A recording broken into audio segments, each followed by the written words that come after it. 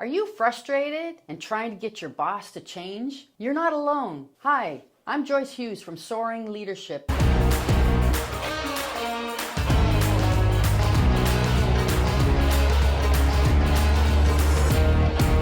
Today I'm going to talk about a subject that may seem a little controversial. I often hear people complain about their boss. I've done it too. They feel like their boss is not listening to them, they're not paying attention, they're not providing them with the things they need to do a great job. But really all this is frustration from believing they are powerless. There's nothing they can do to change the situation. But instead of complaining, what I want you to think about is how can you become the leader that you wish you had? Yes, having a poor leader can be uncomfortable and it can trigger a variety of emotions. But if you flip the script, it actually presents you an opportunity. So pull out a piece of paper and I want you to write down on the left-hand side all of the things that you don't like about your boss. Yes, all those things you're complaining about.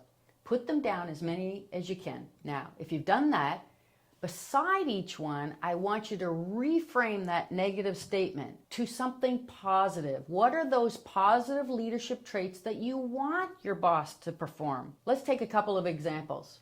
Maybe you put down on the left side that they don't listen to you. Well, a positive reframe would be they're actively listening to me all the time. Or maybe you put down that you never see them. The positive reframe would be that I see my boss at least 4 times in the day. It doesn't matter what it is, you get to put what is that positive reframe, what is that leadership trait that you wish your boss showed. Go ahead, keep finishing the list. If you need to, stop the video to take the time. This is really important that you do this exercise. Now the next step might take a little bit of work. Yes, because what I want you to do is start practicing and showing those traits that you put down on the right-hand side. All of those positive reframes, you get to go out in your workplace today and start practicing them. So if you put down the active listening, I want you to go out with your peers and the people that you work with, and I want you to actively listen to them. And if you know anything about active listening, you know that that means you're fully present for your peers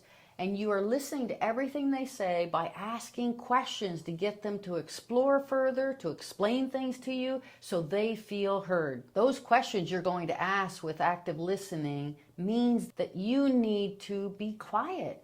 You need to hear what they have to say. Your questions can be things like, what do you think about this situation? How do you think we can improve that? Or what do you need from me in this particular moment? Anything like that, but then you have to stop and let them speak. This sometimes can be the hardest thing. You see, now that you've critiqued your boss and you've reframed, you can actually show your peers how to be that awesome leader. Think about the peers that you work with. Don't they deserve to go home thinking they had an awesome day? You can help them go home feeling fulfilled because they had someone on their side, someone that was paying attention to them, someone who was curious about what's going on in their world at work today. When you practice them with your peers, you are getting stronger. You're learning what's working and what's not working for me. The cool thing is that when you do this, you will start performing better. When you perform better, people want to be around you. In fact, your boss may be coming down to check you out. They're going to want to find out what is actually happening. Why is the performance up? And a lot of it is going to be because of those awesome leadership traits that you're practicing with your peers. Even that bad boss that you may have been complaining about will want to know what you're doing. Now you really have the opportunity to influence. But remember, things like this take a little bit time.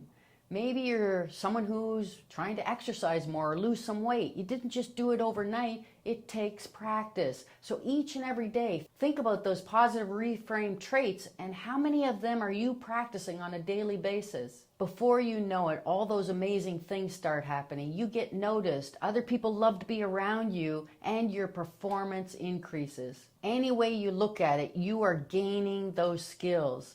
And as you notice it, you will see that your work environment will feel much more positive. You don't need to worry about your boss. Do what you need to do to become that awesome leader today. Now, we can't guarantee that you'll get promoted, but I don't want you to quit. I want you to practice every single day because you are gaining those critical skills that you need to influence other people. Whether you stay or go from the company, these are skills that stick with you. No one can take them from you. And you will have learned a lot. Most likely, you will also have influenced many people along the way that are going to remember you. It's going to help you no matter which way you look at it. So stop trying to change your boss and be who you want to become.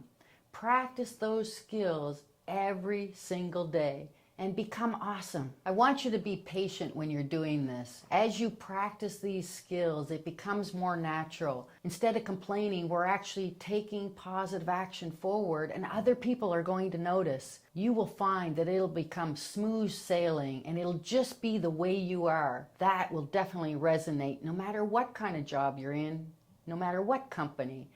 That will make the difference.